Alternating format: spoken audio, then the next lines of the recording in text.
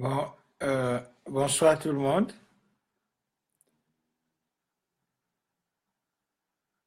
Nous sommes en direct pour débriefer cette journée de manifestation et plus largement de débriefer ce week-end de manifestation. Je pense que la situation mérite discussion. Je remercie infiniment toutes les amies et tous les amis qui sont en direct. Je les remercie pour leur participation ainsi que leurs questions. Voilà, je suis avec vous. Nous pouvons débattre. J'attends surtout que les gens qui sont connectés depuis Lomé, au Togo, nous disent comment la journée s'est déroulée et ce qui se passe actuellement, parce que selon les dernières informations à notre possession, la manifestation d'aujourd'hui est en train d'être réprimée. Des manifestants sur le chemin de retour vers leur domicile, semblerait-il, sont attaqués. Donc, si des gens ont des informations qui nous les donnent pour qu'on puisse les partager, les relayer et peut-être nous positionner sur ces faits-là. Donc, je suis en votre compagnie et à votre disposition. J'attends vos questions.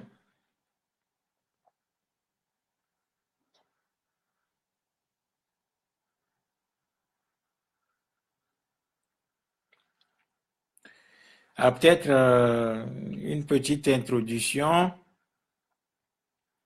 avant de recevoir vos questions. Nous sommes dans une situation extrêmement compliquée dans nos pays. Depuis le 19 août 2017, tout le monde le sait, le peuple se soulève contre la tyrannie qui régente le pays depuis 50 ans maintenant, de père en fils. Il se fait que cette tyrannie n'entend pas du tout céder aux revendications populaires et continue d'actionner la violence, qui est son dernier bastion contre le peuple. Et le peuple, étant les mains nues, se trouve dans une situation extrêmement compliquée. Notre peuple manifeste son désir de manière pacifique d'aller vers une société nouvelle, avec des institutions nouvelles qui incarnent véritablement les aspirations du peuple et qui répondent aux besoins de notre peuple. Mais la tyrannie Gnassingbé et ses alliés n'entendent pas du tout céder. Ces gens ont déclaré la guerre à notre peuple et sont dans une situation de, disons, d'insoumission, d'insoumission absolue vis-à-vis de notre peuple. Alors que normalement, dans une république, c'est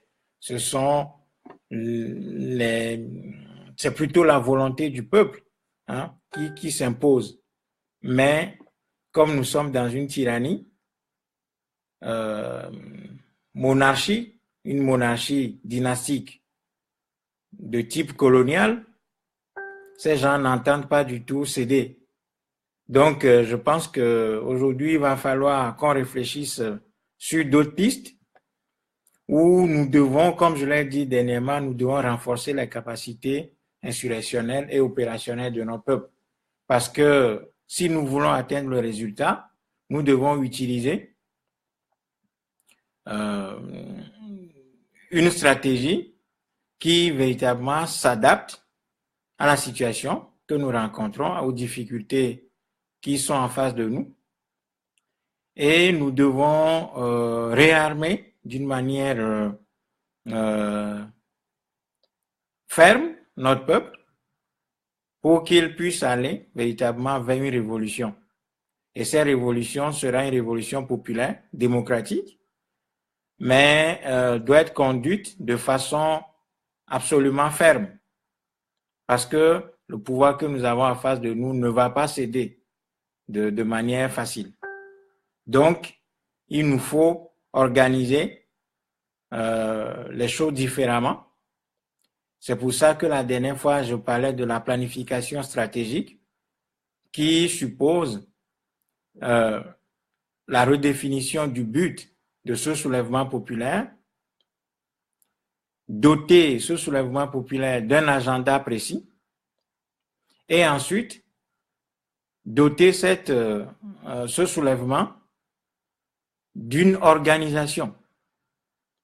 Voilà, d'une organisation qui soit adaptée au but qu'on s'est fixé. Donc, il y a ce travail-là qui nous attend. Je pense que, au vu des derniers développements, nous ne pouvons pas ne pas nous atteler à ce travail-là maintenant.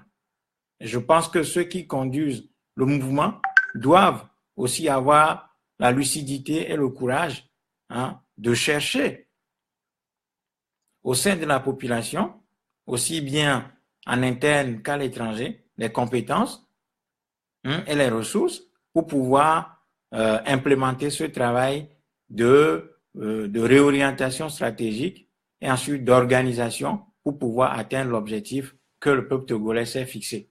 À défaut, nous allons encore subir ce régime pour longtemps. Parce qu'il ne faut pas se tromper. Ce régime n'a pas pu durer 50 ans sans avoir pris le soin de miner le terrain.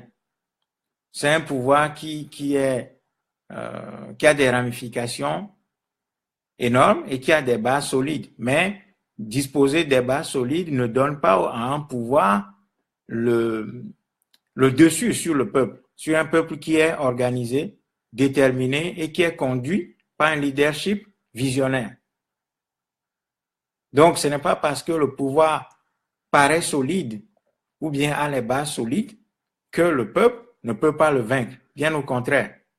Bien au contraire. Donc, nous devons organiser la situation de telle sorte que nous puissions précipiter la décision.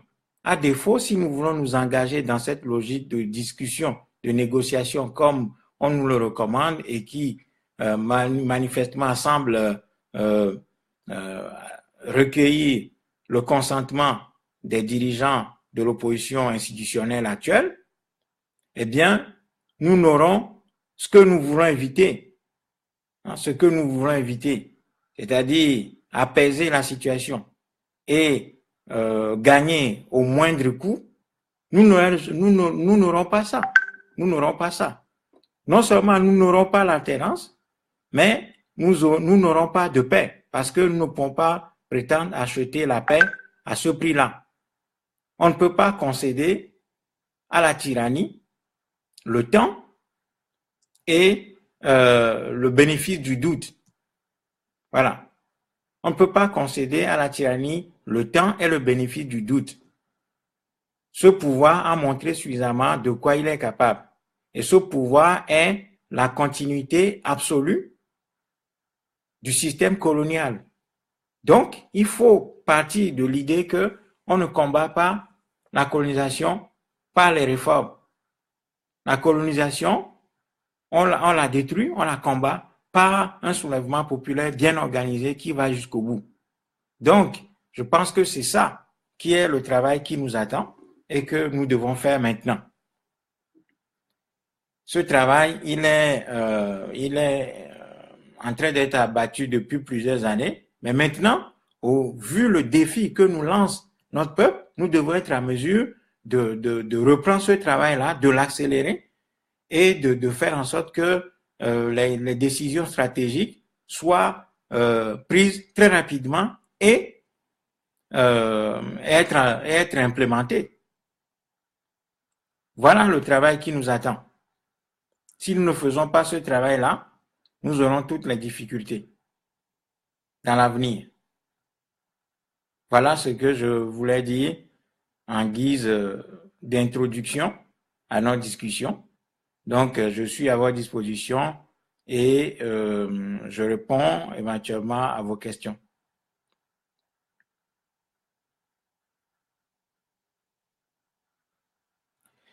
Alors, il y a quelqu'un, Joao Pedro Canimou Daskovic, qui dit, est-ce que tu t'entends parler? Bon, je ne sais pas de quoi il veut parler, mais s'il peut être précis, un peu plus précis, je pourrais lui répondre. Donc, je ne sais pas à quoi il fait référence. Donc, je le prie de bien vouloir euh, éclairer ma petite lanterne, tout simplement, en développant ce qu'il veut dire, pas est-ce que tu t'entends parler. Voilà. Il y a Kader Kondo. Salut mon frère, courage à vous, j'admire votre bravoure. Moi, je ne suis pas Lomé pour mieux vous donner les informations crédibles. Pour cela, je profite de votre ligne pour demander ceux des lieux manifestés à nous informer. Ouais, bon, voilà. Je pense qu'il y a des gens à Lomé qui peuvent nous informer, mais je pense qu'il y a déjà, en tout cas, les dernières informations que j'ai, parce que nous avons des gens sur le terrain, les dernières informations que j'ai font état de bastonnade et de répression de ceux qui sont en train de rentrer chez eux après la manifestation. Il semblerait que deux dirigeants du mouvement, à savoir Pedro Francis Amouzou de l'ANC et Suzanne Nukafu, ont été sauvagement bastonnés. Voilà, c'est ce que j'ai appris. Maintenant, je vais regarder. Je pense que j'ai encore d'autres informations que je pourrais éventuellement vous communiquer.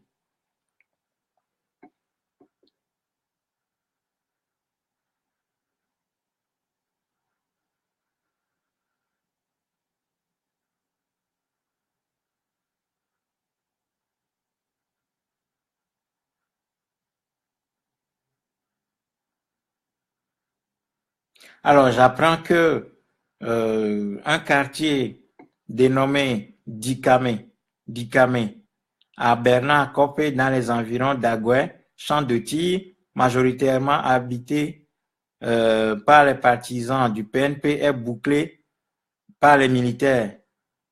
Tout comme ils ont fait à Socoré, ils passent de maison en maison pour molester les habitants, blesser et violer tout. Ils avaient commencé à Forever ce soir avec des gaz. Quand les gens fuyaient, ils leur disaient de ne pas fuir, de leur montrer juste les maisons des gens du PNP. SOS aux associations de droits de l'homme et milieux diplomatiques. Ceci après une marche pacifique qui s'est soldée par le renversement d'un camion de manifestants au niveau d'Adewi par les milices RPT Unis. Donc ça, c'est voilà, ça c'est l'information que je viens d'apprendre il y a 5 minutes, hein, donc 22h25,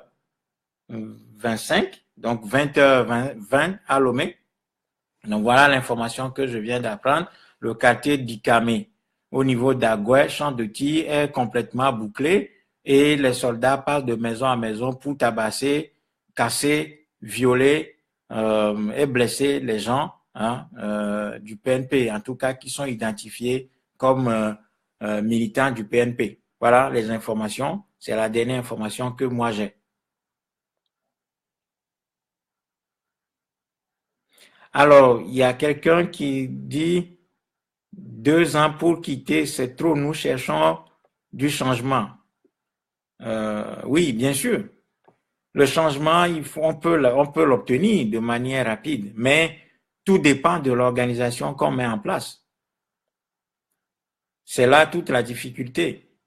Et puis, il faut nécessairement que les leaders, en tout cas ceux qui dirigent la contestation aujourd'hui, se rendent à l'évidence que nous n'avons pas simplement un pouvoir en face de nous qui doit opérer des réformes. Ce pouvoir est la continuité de la colonisation. Si on ne fait pas cette première analyse, on ne peut pas définir les moyens les plus appropriés pour pouvoir combattre ce pouvoir. C'est pour ça qu'il faut repartir du fait colonial. C'est-à-dire que ce pouvoir, le pouvoir RPT, est la continuité du gouvernorat colonial après l'assassinat de Sylvanus Olympio. Donc, si on parle de cette analyse, on ne peut pas raisonnablement donner de la valeur à l'idée que ce régime a besoin de faire des réformes et qu'il faille lui donner du temps pour qu'il fasse ces réformes-là. Il faut plutôt augmenter la capacité opérationnelle de résistance, de combativité de notre peuple. C'est ça qu'il faut faire. C'est ce travail-là qui nous incombe. Et ce travail-là, plus on le fait rapidement, plus on se donne la chance de pouvoir renverser ce régime et entamer la reconstruction du pays. Alors, quelqu'un dit, on veut le changement, 50 ans, c'est trop. Bien sûr que oui, on veut tous le changement. Mais la question, encore une fois, c'est qu'est-ce qu'on met en place pour pouvoir y arriver? Parce que le pouvoir en face se réfugie dans son dernier bastion, qui est la violence, ce qui est tout à fait normal. Alors maintenant, il faut qu'on se donne les moyens pour pouvoir contrôler, canaliser et ensuite détruire cette violence. Et le peuple, tous les peuples ont cette capacité de contenir la violence étatique et de la briser. Maintenant, il faut que le leadership, les dirigeants, se rendent compte de cette possibilité et l'actionnent. C'est là que le travail devient compliqué. Et c'est là que les leaders d'opposition doivent élever leur niveau de conscience politique, leur niveau d'analyse, aller vers plus de profondeur pour réarmer ce peuple qui semble disposé à soulever des montagnes à condition qu'on lui donne un levier. Pour moi, s'il y a un voleur qui va te voler, il ne te dit pas le jour.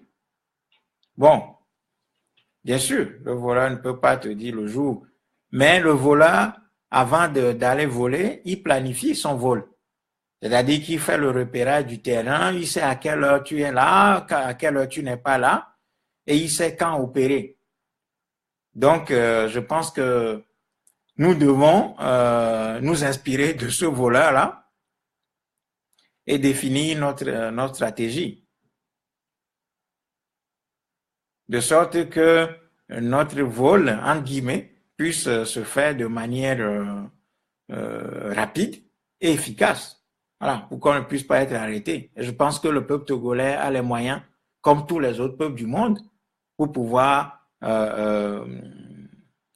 parvenir à imposer le changement dans ce pays.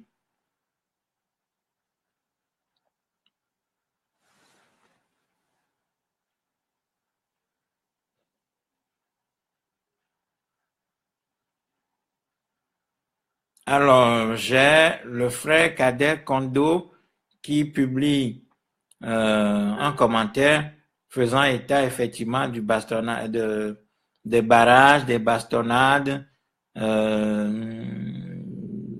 et de tirs de gaz lacrymogène au niveau du bas 3K et à Tikoumé, empêchant les manifestants de rentrer chez eux. Jean-Pierre Fabre et Adjamagou Johnson ont été pris à partie par les forces armées togolaises. Mais bien évidemment, bien sûr, ce pouvoir n'a pas d'autre ressort aujourd'hui, à part le ressort de la violence. Et je ne cesse de le dire, le dernier bastion de ce pouvoir, c'est la violence. C'est pour ça que nous devons être en mesure de théoriser cette violence-là, maîtriser comment elle se déploie et lui inventer des solutions, de sorte à ce que le peuple puisse contenir cette violence, la gérer et la détruire. Et nous avons les moyens pour le faire. Et le premier moyen pour le faire, c'est d'abord la masse qu'on déploie, qu'on mobilise dans la rue. Ensuite, la volonté. Troisièmement, l'organisation qu'il faut mettre en place, parce qu'on ne peut pas faire sortir les gens sans sans les organiser, sans les préparer à affronter la réalité du terrain. Et ce n'est pas ici sur Internet que je vais dévoiler. Comment est-ce qu'on peut organiser ça? Mais nous savons, parce que nous avons suivi toutes les révolutions qui se sont passées depuis l'Antiquité jusqu'à aujourd'hui. Nous savons les causes des échecs d'un certain nombre de révolutions et nous savons aussi les raisons qui font qu'une révolution aboutit. Donc, c'est ça qu'il faut connaître et pouvoir actionner. Alors, quelqu'un pose la question en disant, nous sommes fatigués de la même famille Gnassingbé au Togo, 50 ans, c'est la mort. Ben, bien sûr, ça c'est une donnée qu'on connaît, c'est une donnée de base. On sait que le pouvoir des Gnassingbé est un pouvoir criminel fondé sur le sang, vivant du sang et continuant dans le sang. La fraude, la corruption, la gabegie, c'est tout ça, c'est la continuité coloniale. C'est pour ça que l'analyse de base doit partir de la réalité coloniale qu'incarne ce pouvoir-là, qui est la continuité coloniale, la continuité du projet colonial en Afrique. La jeunesse africaine du Togo doit être en mesure d'analyser de manière froide ce pouvoir, ses alliés, ses ressorts, ses instruments, pour pouvoir élaborer ses propres outils pour pouvoir le combattre de manière efficace, de sorte à écourter la durée de vie de ce régime qui est en train d'être redéployé, qui est en train de se redéployer actuellement. Il ne faut pas donner la chance à ce pouvoir de se redéployer. Sinon, nous en aurons encore pour 10, 20, 30, 50 ans. Voilà la réalité. Donc, il faut partir de l'analyse que ce pouvoir-là incarne la continuité du projet colonial. Et nous pouvons l'affronter que si nous avons fait cette première analyse et ensuite, si nous avons en notre possession les instruments qui nous permettraient de contenir la violence étatique telle qu'elle est déployée de manière cyclique au Togo.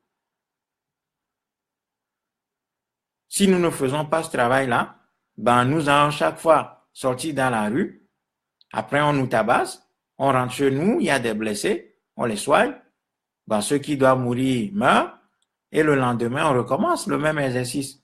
Après, les institutions soi-disant internationales qui n'ont jamais été aux côtés des peuples martyrisés et dominés, puisque ce sont ces institutions qui contribuent à la domination des peuples, eh bien, ces institutions nous prescrivent quoi? Le dialogue comme solution. Alors qu'on ne peut pas dialoguer avec ses fers. Un peuple ne peut dialoguer avec son tyran. Le système colonial, on ne négocie pas avec. On ne négocie pas avec le système colonial. On le détruit. Tous les peuples qui sont passés par des situations comme la nôtre se sont mobilisés, se sont donné le temps et les moyens pour pouvoir affronter la tyrannie pour la détruire.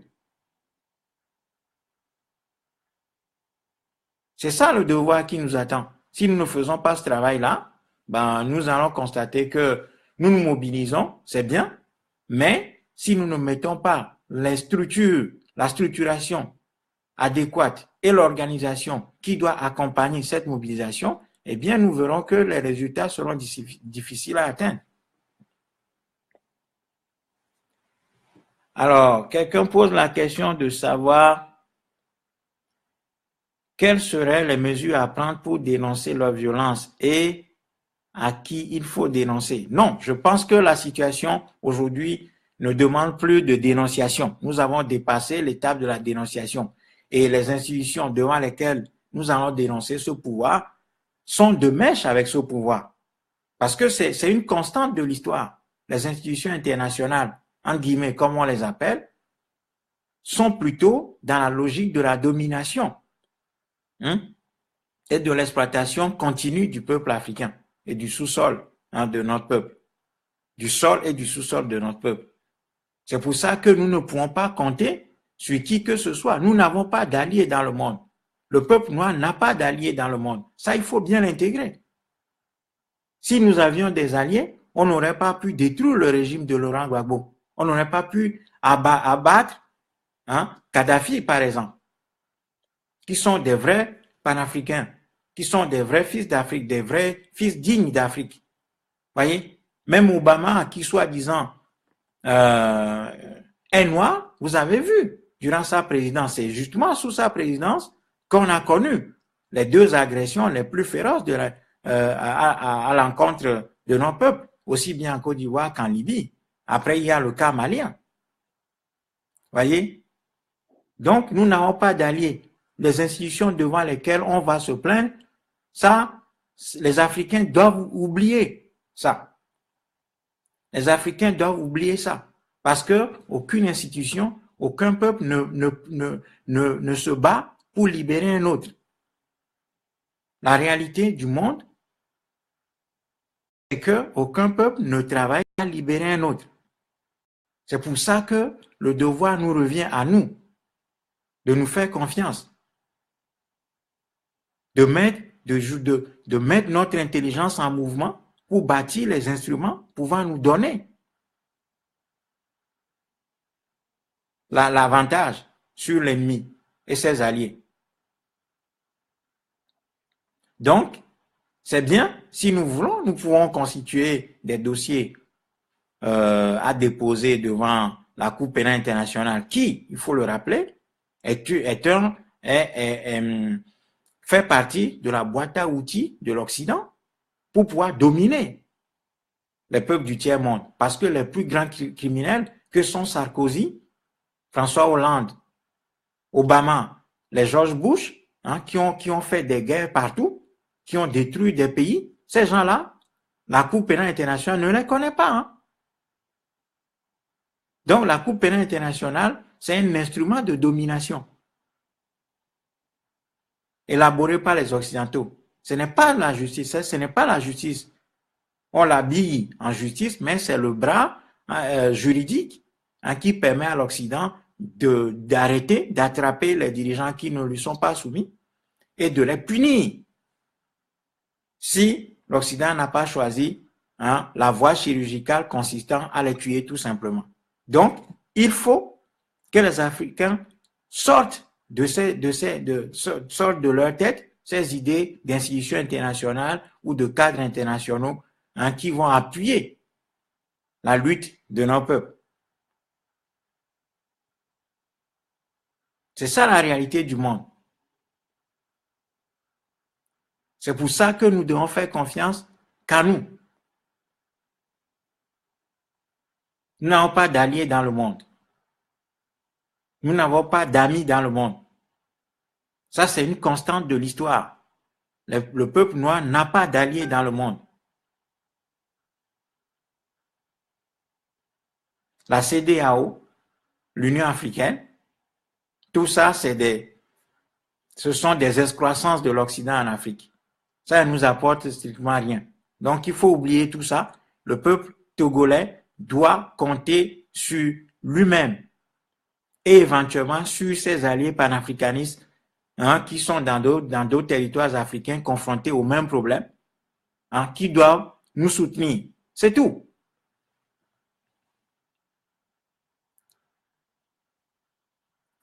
Alors, quelqu'un dit qu'il faut utiliser le pouvoir de l'armée. Bon, nous n'avons pas des armes. Nous n'avons pas des armes en tant que fusil et nous n'en avons pas besoin. Ce dont nous avons besoin aujourd'hui, c'est organiser la masse populaire, qui est une force qui dépasse les armes. dans l'histoire de l'humanité, les peuples ont été toujours plus forts que les armes. Les peuples organisés, bien dirigés et déterminés à conquérir leur liberté ont été toujours plus forts que les chaînes et les armes. Donc, notre force se trouve dans l'essence même, dans le fait même que nous ayons aujourd'hui la volonté de retrouver l'esprit de peuple. Donc, nous n'avons pas besoin des armes en tant que fusil. C'est parce que nous n'avons pas encore atteint le niveau d'organisation requis pour pouvoir détruire ce pouvoir que nous pensons que nous avons besoin des armes fusils. Et d'ailleurs, on ne les aura pas. Les armes fusils, on ne les aura pas. Parce que le contexte géopolitique ne nous est pas favorable. Donc, les armes en tant que fusils, nous ne les aurons pas. Nous devons compter sur les armes que sont notre mobilisation, notre volonté, notre détermination et surtout notre structuration et organisation. Ce sont là nos armes. Et l'intelligence qui va combiner tous ces facteurs pour pouvoir atteindre le résultat. Donc, ceux qui parlent des armes peuvent bien en parler, mais éventuellement, on pourrait utiliser des armes quand on les prendra du RPT et de l'armée. Mais on n'est pas encore à ce niveau. Ça, c'est une étape qui va venir, qui pourrait venir si on commence véritablement à organiser les choses dans ce sens-là. Donc, nous n'avons pas besoin des armes en termes de fusils. Les armes dont nous avons besoin, c'est l'organisation, la structuration et la volonté ferme, pilotée par un leadership avisé et intelligent, avec une planification stratégique bien rodée. Voilà nos armes.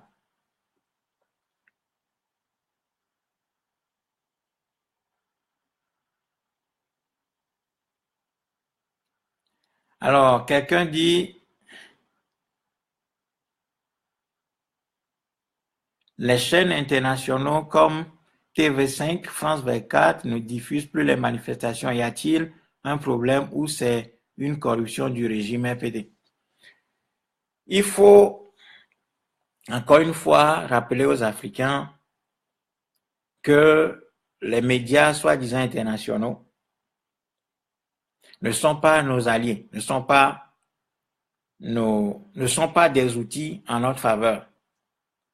Il peut arriver que dans le traitement de l'actualité, ces médias disent 2 ou 3 mots de notre situation, mais dans la tête des Occidentaux, les Africains sont en perpétuelle guerre tribale. Donc, ces gens n'accordent pas trop d'importance à tout ce qui se passe en Afrique. Pour ces gens-là, les Africains n'ont pas de vision politique. C'est des guerres interethniques qui se passent en Afrique. Donc, à un moment, ils peuvent couvrir, mais à un moment donné, ils se fatiguent et puis, voilà, ça passe dans l'ordre naturel des choses. C'est-à-dire que ces gens, pour eux, c'est que les Africains sont toujours en train de se battre pour rien. Donc, il faut oublier ces médias-là. Il faut oublier ces médias. Il faut qu'on renforce le pouvoir des médias locaux qui prennent d'énormes risques, qui connaissent la sociologie de ce pouvoir et qui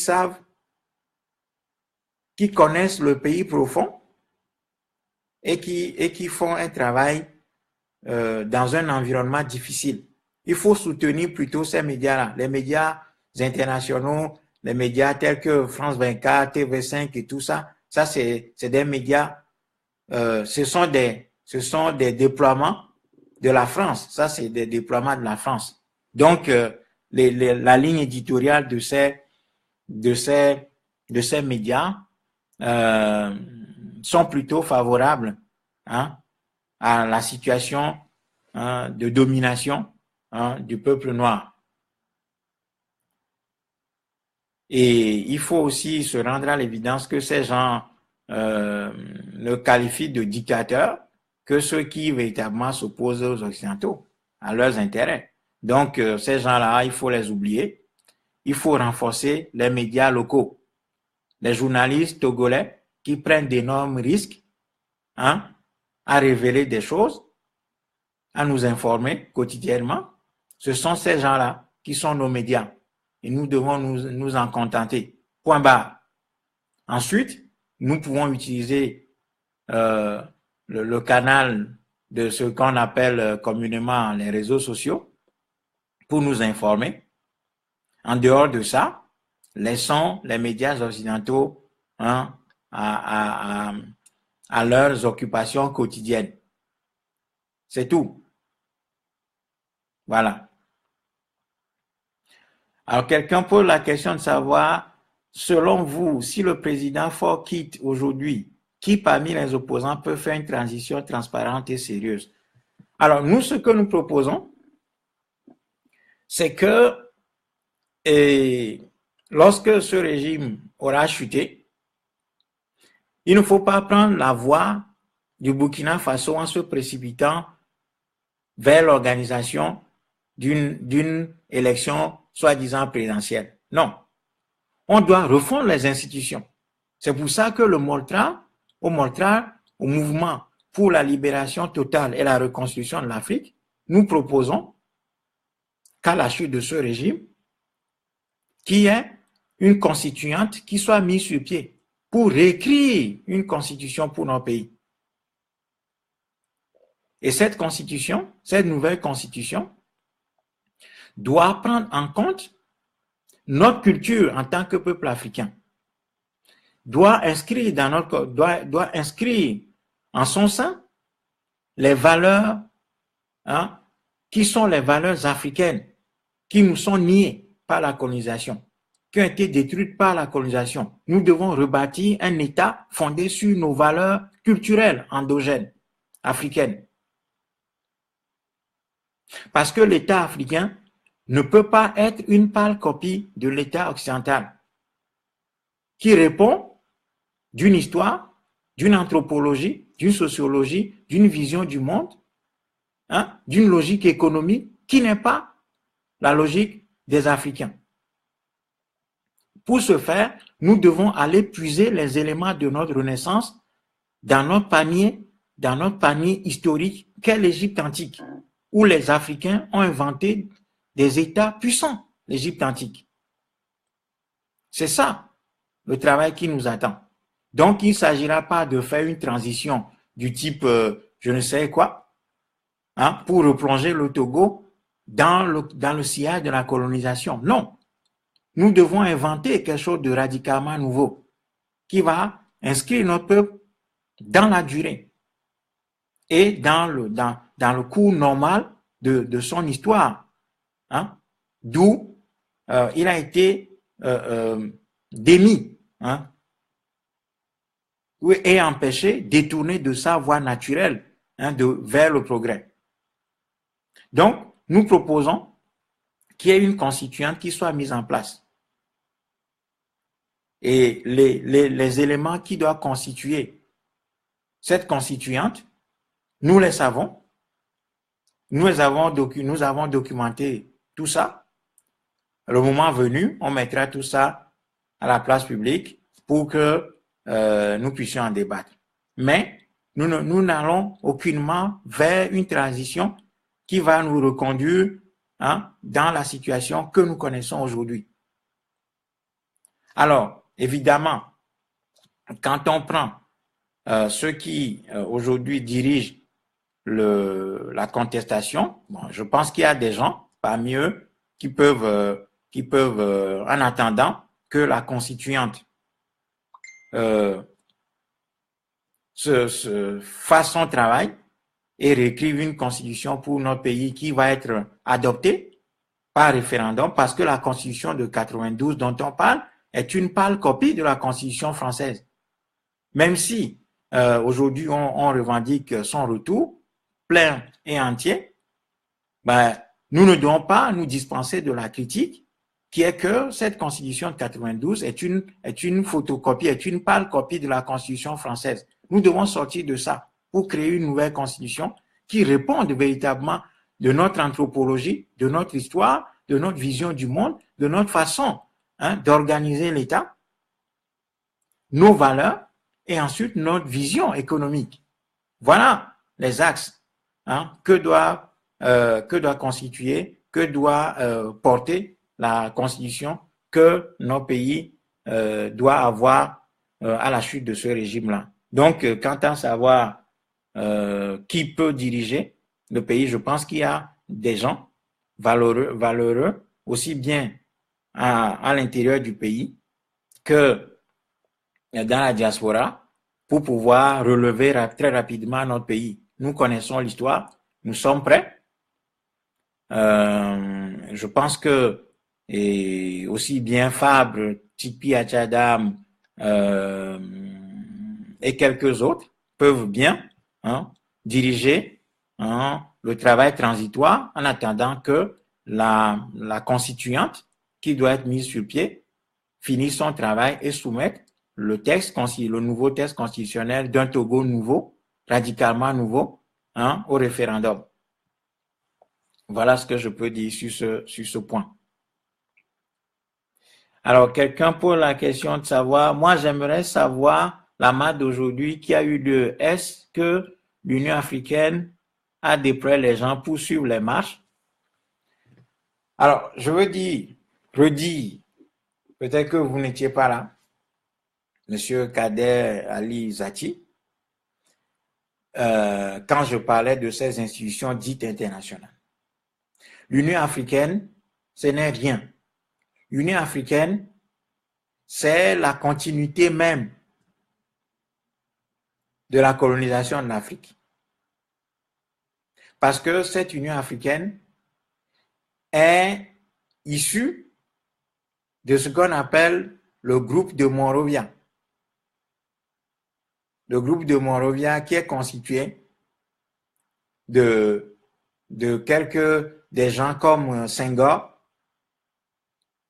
des gens comme Houphouët-Boigny et quelques autres qui ont imposé leur ligne à la ligne de Casablanca qui était incarnée par Nkrumah Sivani Solimpio Sékou Touré, Abdel Gamal Nasser et d'autres panafricanistes africains convaincus, des vrais patriotes.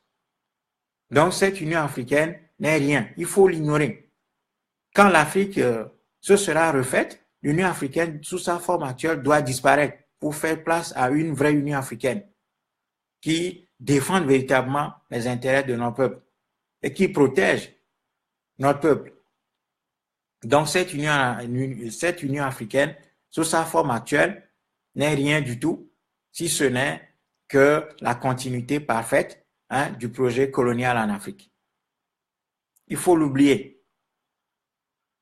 Il faut l'oublier. Donc l'Union africaine, que l'Union africaine envoie des gens ou pas, ça ne changerait rien au devoir qui incombe au peuple togolais de se battre pour sa liberté. Chaque peuple se donne les moyens et le temps pour se libérer. C'est tout. Il faut oublier tout ce qui est institutions internationales, tout ça. Non, ces institutions n'ont jamais travaillé pour les peuples. Non. Il faut oublier ça.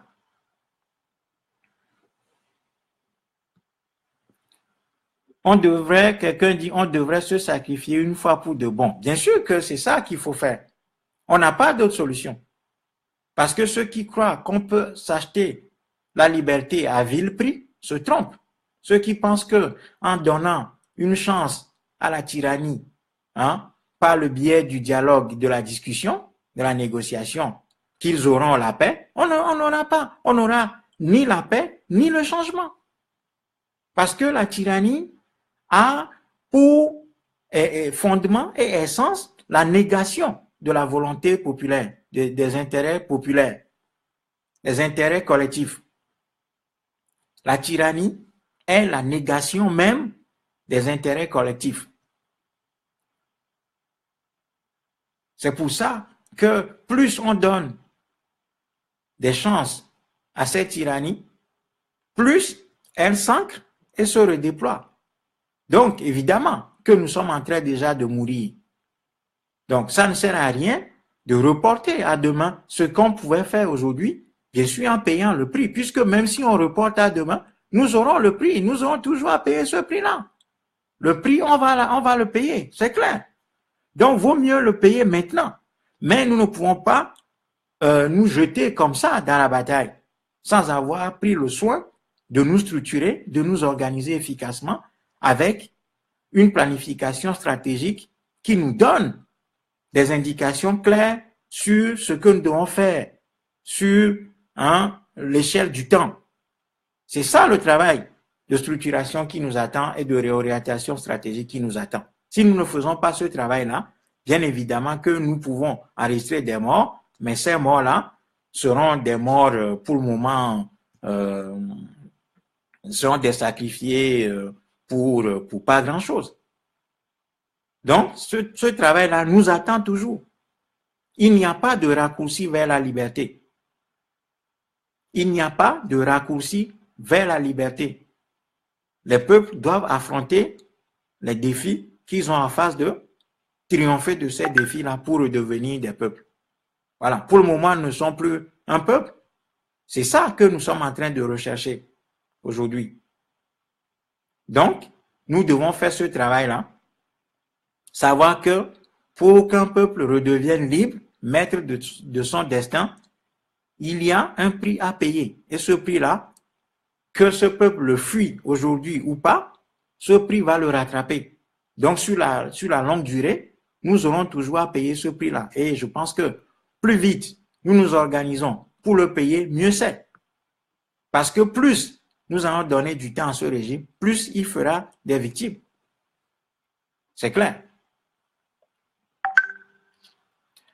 Alors, quelqu'un demande, Tipeee, Achadam et Fab et autres peuvent bien conduire une transition, mais ils le feront jamais parce que tous veulent devenir président. Et crois-moi, si Ford quitte aujourd'hui, il y aura un désordre chaotique. Ben non, il n'y aura pas de désordre chaotique.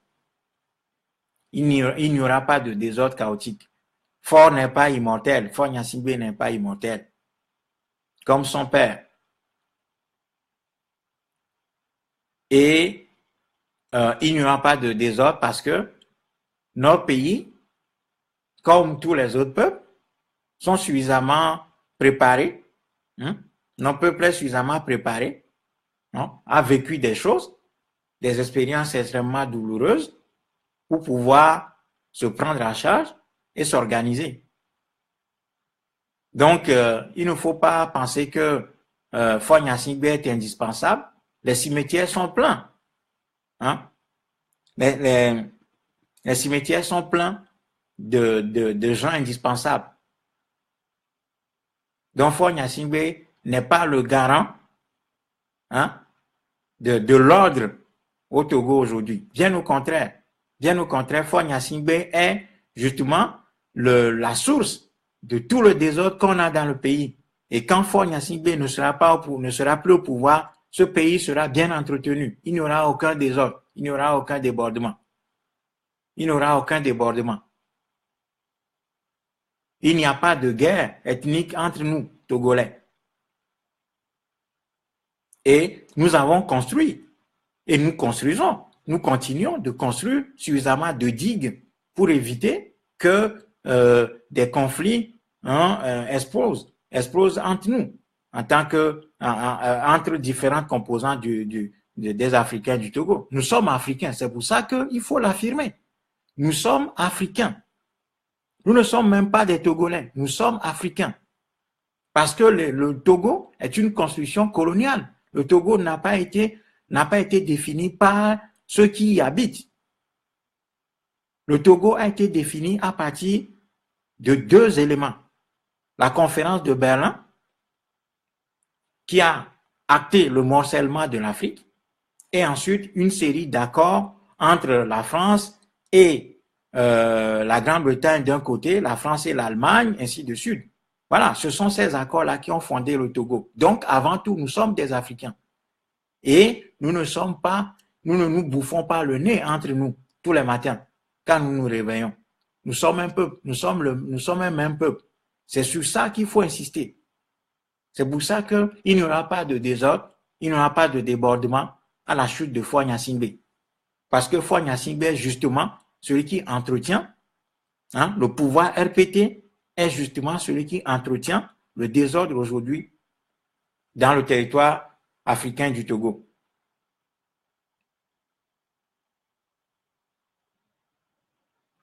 Toute la pagaille que ce régime a semé, les crimes que ce régime a semé, les crimes que ce pays a vécu jusqu'à présent, tous les crimes de sang, les crimes économiques, la souffrance qu'il y a dans ce pays, la jeunesse mal formée, sortie de l'école coloniale, qui n'a pas de boulot. Il n'y a pas d'infrastructure de soins.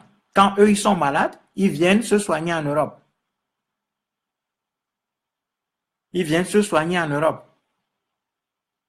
On leur demande de construire des routes.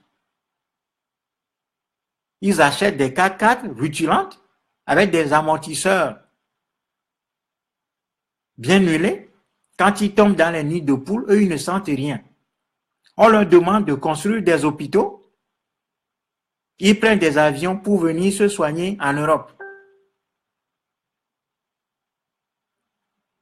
Donc, ce sont plutôt ces gens-là qui créent le désordre dans le pays. C'est pour ça que la chute de ces gens n'apportera que soulagement et ordre dans nos pays. Et comme je l'ai dit, notre vision, c'est de réécrire une constitution pour le Togo. Une constitution qui tienne compte de nos réalités et de nos valeurs et surtout de notre parcours historique en tant que peuple soumis, dominé, martyrisé. Et que notre constitution doit désormais bâtir un État protecteur. Donc, il faut sortir de l'idée que ce régime-là soit le garant de quelque ordre que ce soit. Ce régime est un régime criminel qui continue la colonisation de nos pays. C'est pour ça que sa chute n'apportera que la paix, le soulagement, à moyen et à long terme, le bonheur et la prospérité de nos pays. C'est vrai que quand ce régime va chuter, nous aurons à faire de grands sacrifices parce que c'est là que les grands travaux vont commencer. C'est là que nous allons découvrir que notre pays a été complètement dévalisé ces 50 dernières années et que les Togolais doivent concéder beaucoup de sacrifices pour pouvoir le redresser. Et je pense que les Togolais sont conscients de cette réalité-là. Donc, il n'y aura pas de désordre dans nos pays à la chute de ce régime. Alors, donc, je me demande si la révolution actuelle n'avait pas eu lieu. Donc, M. Faure allait être candidat encore. Bien sûr que oui. Bien sûr que oui. Bien sûr que oui. Et si nous ne faisons pas triompher le soulèvement populaire en cours, bien sûr que Faure Gnassingbé sera encore candidat.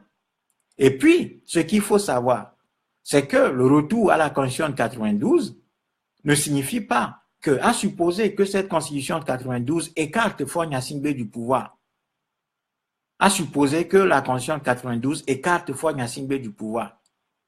Toutefois, le retour de cette Constitution ne nous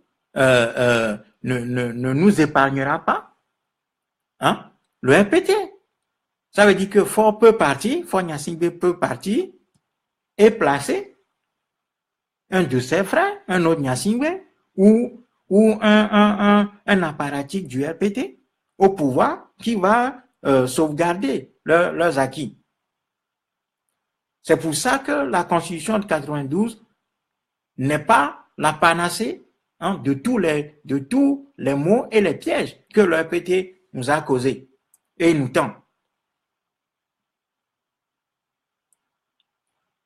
Donc, la Constitution, le retour à la Constitution de 92 peut nous épargner. Si Faure Gnassingbé, on arrive à le battre, ou bien si à un moment donné, la pression est suffisamment forte pour le pousser dehors, le retour à la Constitution de 92 peut nous épargner Faure Gnassingbé. Mais le retour de cette Constitution ne va pas nous épargner du RPT ou d'un autre Gnassingbé. Voilà ce qu'il faut comprendre. C'est pour ça qu'il faut aussi se projeter. C'est pour ça qu'il faut aussi être capable de se projeter. Il ne faut pas s'arrêter simplement aux revendications telles qu'elles sont formulées aujourd'hui. Il faut être capable d'aller au-delà, de voir au-delà de ce qui se dit. C'est pour ça que la jeunesse togolaise doit aussi chercher d'autres sources d'informations pour pouvoir se donner une conscience politique forte qui peut le mettre peut-être même au-dessus d'un certain nombre de leaders politiques. Alors quelqu'un nous dit, ne rêvez même pas, vous n'arriverez, bon, il dit vous n'arrivez, mais je pense que c'est vous n'arriverez jamais à le battre, cet homme. J'ai parlé, bonne nuit, cher ami. Bon, vous savez, celui qui dit ça, c'est Leleng Tchipi. Et Leleng Tchipi. Bon, voilà, ça c'est des gens qui ne savent pas, ne connaissent pas l'histoire, ne connaissent pas les lois de l'histoire et ne savent pas que il y a eu dans l'histoire de l'humanité des gens qui se croyaient aussi invincibles que Faure Gnassingbé le croit aujourd'hui, ou ses partisans le croient aujourd'hui. Donc, moi, je ne souhaite même pas m'attarder sur ce type de propos parce que ça ne nous intéresse pas, mais je saisis cette occasion pour rappeler à notre ami Leleng Tchipi que dans l'histoire, il y a eu des gens qui se sont crus invincibles. Mais chaque pouvoir, chaque homme aussi puissant soit-il, a ce qu'on appelle ses talons d'Achille. Donc, ceux qui croient que le pouvoir de Faure Gnassingbé est invulnérable se trompent absolument. C'est une question de temps et d'organisation. Quand notre peuple aura retrouvé sa capacité d'organisation totale, vous verrez en ce moment-là si Faure Gnassingbé est intouchable ou pas. Vous verrez. Le peuple américain, en tout cas, les Européens qui ont conquis l'Amérique, ont défait la Grande-Bretagne, qui était la puissance de l'époque, c'était la première puissance de l'époque, qui disposait des colonies partout. On disait d'ailleurs que sur l'Empire britannique, le soleil ne se couchait jamais. Mais l'Empire britannique a été défait par leurs propres colonies américaines. La Chine a été morcelée, confiée à des chefs de guerre, des voyous, du type Faure Gnassingbé, du type Paul Biya, du type Blaise Compaoré. Mais à un moment donné, le peuple chinois s'est levé et a dit non à ça. Il y avait toutes les puissances présentes en Chine.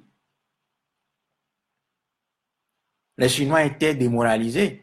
Les gens ne pensaient pas que les Chinois seraient en mesure de renverser la situation. Aujourd'hui, la Chine est sur le toit du monde. La Chine est la première puissance économique du monde. Bientôt, elle va devenir la première puissance militaire du monde parce que quand un pays devient une puissance économique, il doit renforcer sa puissance économique par la puissance militaire pour s'éviter des surprises d'agression et de conquête. Donc la Chine, c'est un projet global que la Chine a.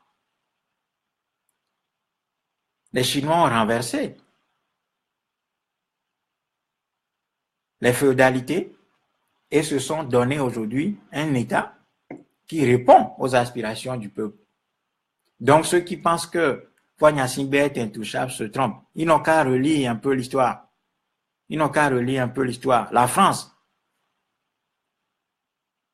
le roi Louis XIV et quelques autres qui se croyaient immortels, invincibles, qui disaient même que l'État, c'est eux, extrêmement puissants. Mais ces gens ont été anéantis quand le peuple s'est mis debout. L'Allemagne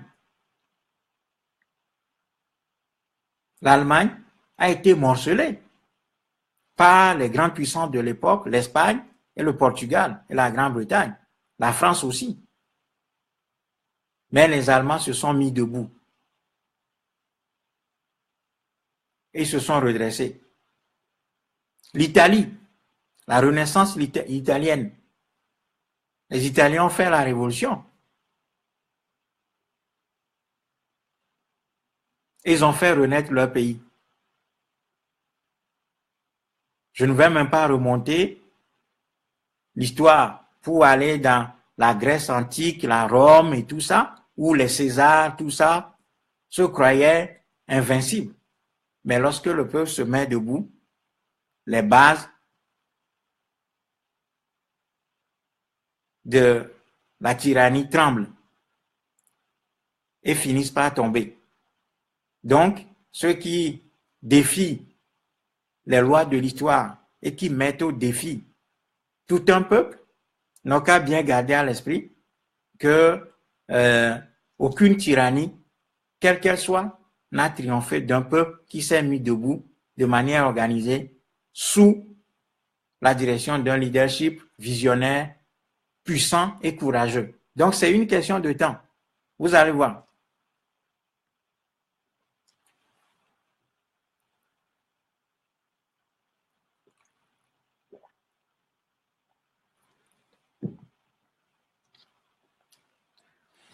Alors, est-ce qu'il y a encore d'autres questions?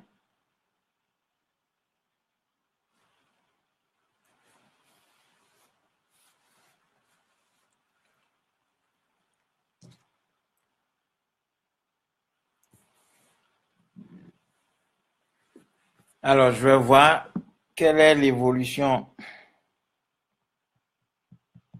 de la situation. Est-ce qu'il y a de nouveaux développements? Apparemment, non. On me rappelle toujours ce qui se passe à Dikame, où les forces de l'ordre rentrent dans les maisons, frappent, cassent, violent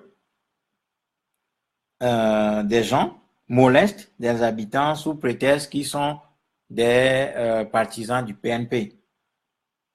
Donc, ça veut dire que le défi qui nous attend, nous le connaissons parfaitement. Hein. On ne va pas réinventer la réalité de notre pays aujourd'hui. Je pense que ce travail-là, tout le monde sait ce que nous devons faire, mais la manière de le faire, c'est ça qui est difficile. Mais le peuple togolais doit rester confiant. Les Africains du Togo doivent rester confiants, car l'histoire a déjà condamné ce régime. Parce que dans l'histoire, aucune tyrannie n'a triomphé d'un peuple qui a retrouvé sa conscience et qui se donne les moyens de structuration et d'organisation pour briser ses chaînes. Donc, nous sommes sur la bonne voie. Ça prendra le temps que ça prendra, mais ce régime ne peut pas vaincre un peuple qui se met debout de manière organisée. C'est ça la réalité de l'histoire. Les gens peuvent s'en moquer, les gens peuvent rire, ça peut faire rigoler ceux qui ne connaissent pas les lois de l'histoire. Ça peut faire rire un certain nombre de gens, mais rira bien qui rira le dernier. Parce que si vous défiez les lois de l'histoire, on verra qui va rire à la fin.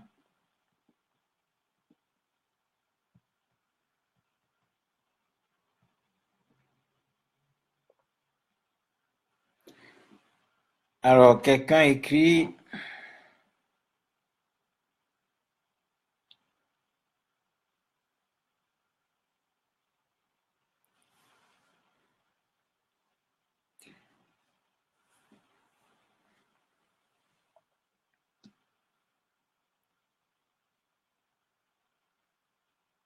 alors, est-ce qu'il y a encore des intervenants, des questions, des commentaires ou des propositions ou des informations, tout simplement, parce que nous savons que les, les forces de violence sont en train de réprimer des gens qui rentrent chez eux après la manifestation d'aujourd'hui. Si vous avez des informations, vous pouvez nous les donner. Comme ça, on se les partage, quoi, tout ensemble.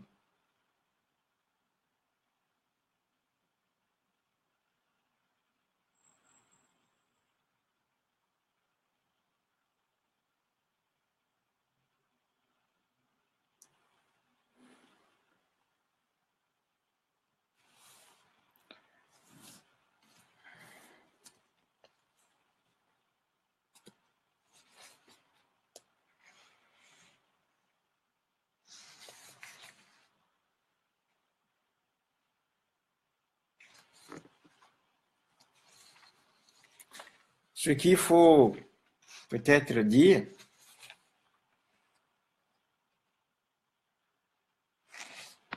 c'est qu'il faut affirmer avec force et conviction que lorsque la souveraineté d'un peuple est confisquée par un satrape et un clan soutenu par une pègre internationale et une mafia locale qui les aide à organiser de manière cyclique des fraudes électorales pour conserver le pouvoir des tragiques comédies électorales dans le but de verrouiller complètement la voie de l'alternance classique. C'est clair qu'il est du devoir de toutes les forces patriotiques d'organiser la résistance et d'engager la lutte pour la libération, quel que soit le prix à payer. Et je pense que notre peuple a bien compris cette réalité aujourd'hui. C'est pour ça qu'il se mobilise. Maintenant, il faut lui donner les moyens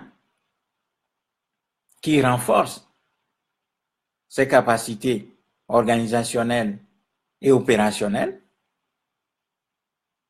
de sorte à ce qu'il puisse contenir et neutraliser le dernier bastion de ce pouvoir qui est la violence. C'est ce défi-là seul qui nous reste, puisque aujourd'hui, nous nous sommes affranchis de l'esprit de division qu'a installé ce pouvoir depuis des années. Partout, les gens manifestent, du nord au sud, de l'est à l'ouest. Donc, ça veut dire qu'on a fait sauter le piège, le verrou de la division que ce peuple a artificiellement installé en notre sein. Ça, c'est une première victoire très importante. Aujourd'hui, même dans la diaspora, les Togolais ne sont plus conditionnés par cette division, ce piège de la division. Partout, les Togolais manifestent, même dans les pays africains. Donc ça, c'est une première victoire très importante. Donc psychologiquement, nous avons remporté une manche sur ce pouvoir. Maintenant, nous avons aussi montré aux yeux du monde que ce pouvoir ne représente absolument rien, qui se fonde sur la violence. Ce pouvoir est nul. Le pouvoir de Faure Gnassingbé est nul. Tout le monde le voit. Tout le monde l'a vu. Et ce ne sont pas les costumes ou tout ce qui met, ou tout ce que ces gens-là mettent, hein, comme habit pour protéger leur nudité, hein, qui empêche le public de voir au travers, hein, de leurs habillements, hein, ce qu'ils ont en dessous. Il n'y a rien. Ce pouvoir, c'est rien. Il n'a aucune légitimité. Le peuple togolais l'a démontré et va continuer à le démontrer.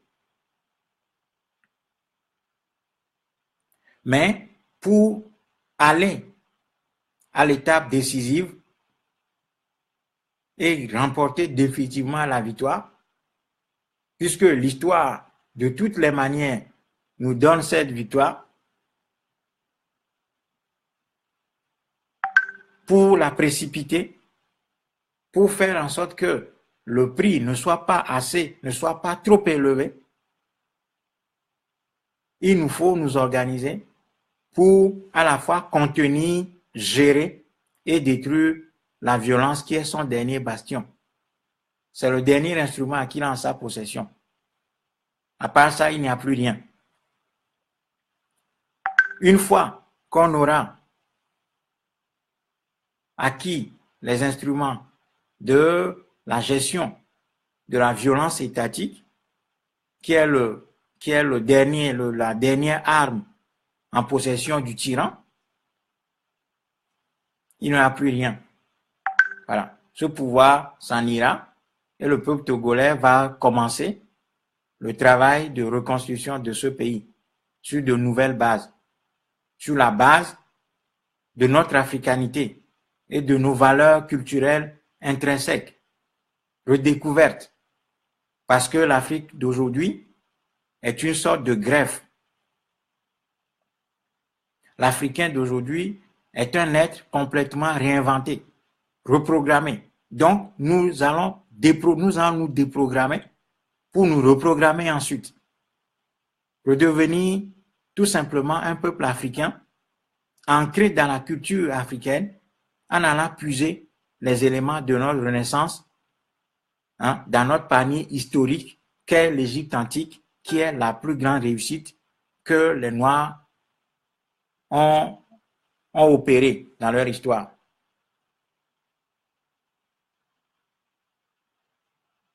Donc, ce n'est qu'une question de temps. Et c'est une réalité que rien ne peut neutraliser.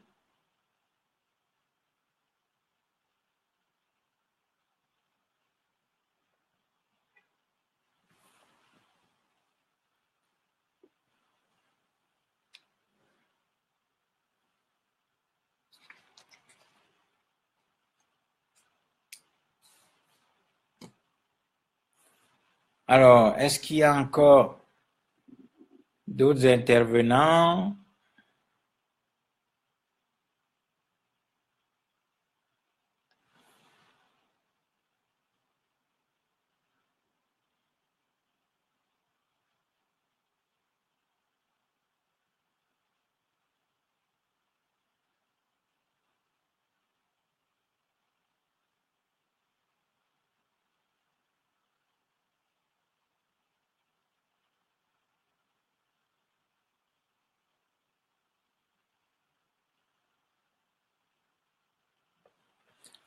Alors, je pense que il n'y a pas, il n'y a plus d'autres intervenants.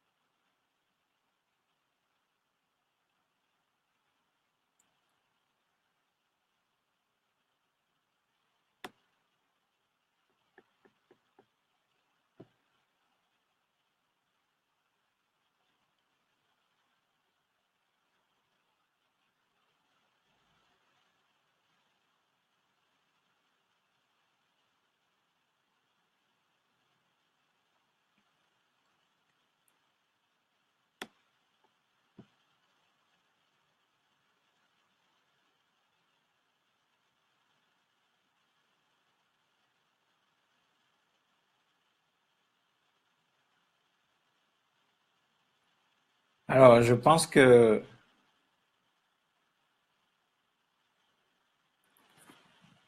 évidemment, bon, s'il n'y a plus d'autres intervenants,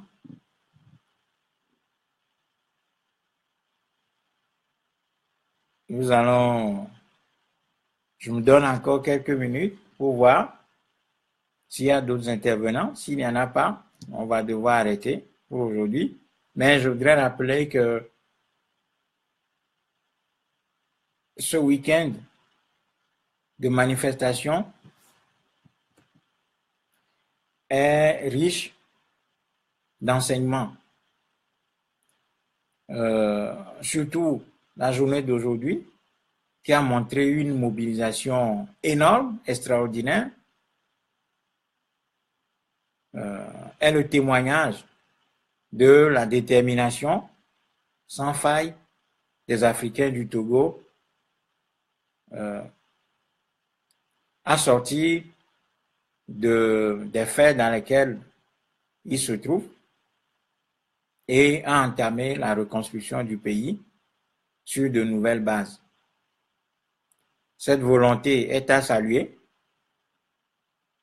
Il faut l'encourager. Mais il faut dire que cette volonté doit être accompagnée de trois choses fondamentales.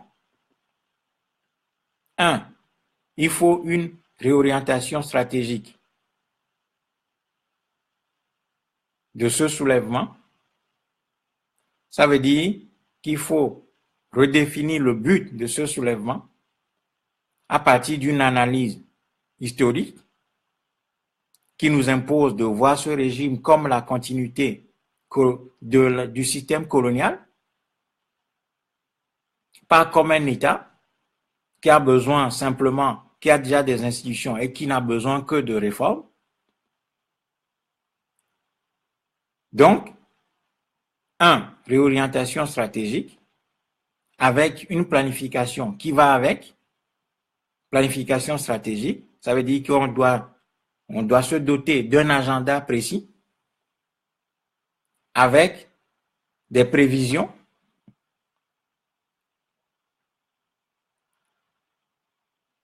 avec la prévision des difficultés éventuelles qu'on aura sur le chemin et les instruments d'adaptation, de correction, en fonction des situations que nous aurons en face de nous, dans le déploiement de la tactique qui sera la nôtre.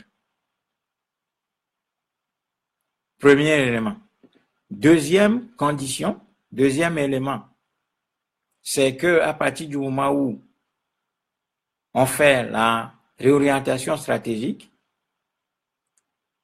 on doit absolument structurer cette lutte-là de sorte à ce qu'elle soit organisée autrement. Et cette organisation doit être en parfaite harmonie avec le nouveau but que ce mouvement se serait fixé. Troisième élément, il nous faut une formation sur le tas sur la question de la violence étatique déployée par l'État colonial du Togo. Si nous faisons ce travail, combiné à un leadership visionnaire qui sait piloter la planification stratégique avec une réorientation stratégique, eh bien, nous verrons que ce régime ne va pas tenir encore longtemps.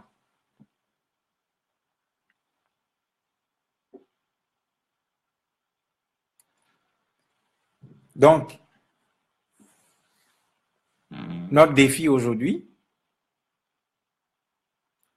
c'est de faire en sorte que le leadership qui dirige ce mouvement aille vers l'accomplissement de ces tâches, et de l'autre côté, que la population ou les masses populaires commencent par penser à l'auto-organisation pour ne pas dépendre exclusivement de la volonté de ceux qui organisent la chose. Donc, il faut que les gens commencent par s'organiser par eux-mêmes.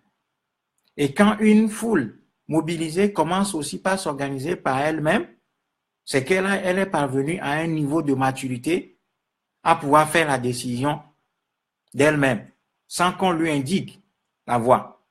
C'est vrai que c'est difficile au Togo, mais rien ne nous empêche, nous, la jeunesse togolaise, d'engager aussi ce travail-là, pour pouvoir imposer notre volonté aux leaders ou aux dirigeants de la contestation qui, eux, sont dans une logique d'hésitation ou de calcul qui n'est pas nécessairement malsain.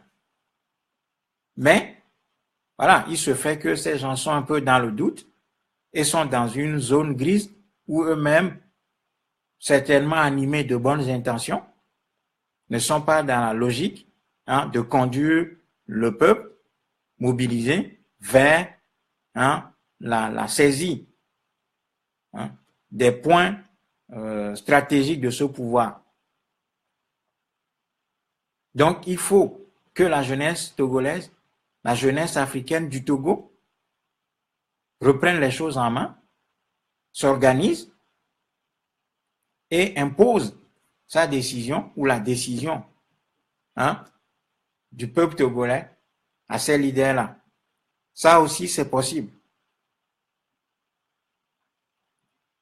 Ça aussi, c'est possible. Mais il faut avoir la volonté et l'analyse intellectuelle requise pour pouvoir le faire. Ensuite, les moyens aussi pour pouvoir l'implémenter sur le terrain. Donc, la capacité de s'auto-organiser de la masse est une donnée importante dans la stratégie qui conduit aux résultats que nous attendons tous. Maintenant, le rôle de la diaspora dans ce qui se passe aujourd'hui,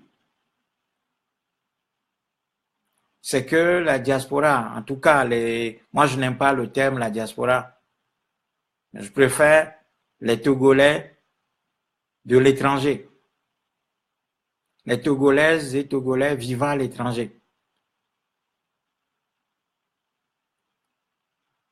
Leur devoir, ou notre devoir aujourd'hui, c'est de produire du contenu, de l'analyse. Réarmer intellectuellement, moralement, notre peuple, lui fournir des éléments d'analyse. Première exigence. Deuxième exigence, c'est bien sûr de continuer le soutien à ce qui se fait dans le territoire africain du Togo en manifestant comme nous le faisons régulièrement. Mais au-delà, troisième exigence de ces manifestations, de ces démonstrations, de ville en ville, de pays en pays, c'est que nous devons être capables, Togolais résidant à l'étranger, de nous organiser efficacement pour donner, c'est là la quatrième exigence, les moyens financiers et les moyens matériels à notre peuple qui se bat. Pour le moment, les Togolais de l'étranger font preuve d'un enthousiasme sans mesure, font preuve d'une détermination sans faille et d'une volonté d'accompagner les Togolais qui sont restés au pays dans leur volonté de s'affranchir de cette tyrannie, mais il manque encore la structuration et de l'organisation au sein de ces Togolais résidant à l'étranger, de sorte à ce que ces Togolais de l'étranger deviennent une puissance influente et décisive sur le processus en cours. Cela demande un travail plus méthodique, loin de la démonstration, loin des démonstrations de rue. Cela demande de l'intelligence, de la méthode, de la discipline et surtout du travail.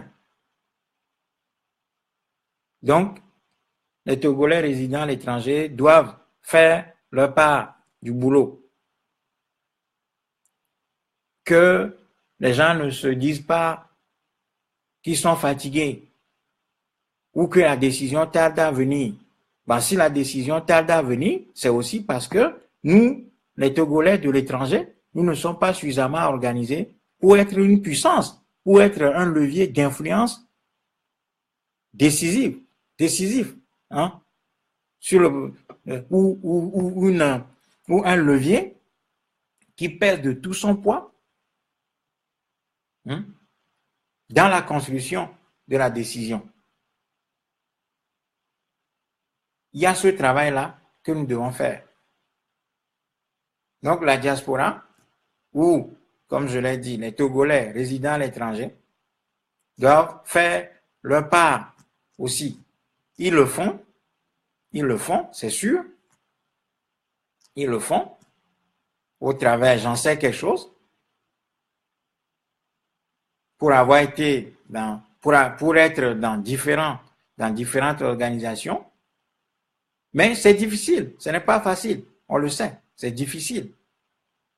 Puisque nous n'avons pas, durant de nombreuses années, été en mesure, hein, de prévenir, de construire en amont, de sorte à ce que nous ne soyons pas surpris par ce que notre peuple est en train de faire depuis le 19 août dernier. Mais effectivement, on ne s'est pas donné les moyens à temps. Donc maintenant, on est surpris par nos peuples. Mais évidemment, nous devons continuer le travail. La mobilisation, c'est bien, mais l'organisation est mieux. C'est bien de se mobiliser, de faire des manifestations partout, mais au-delà des manifestations, nous devons être en mesure de construire des organisations solides qui puissent structurer les Togolais de l'étranger dans la durée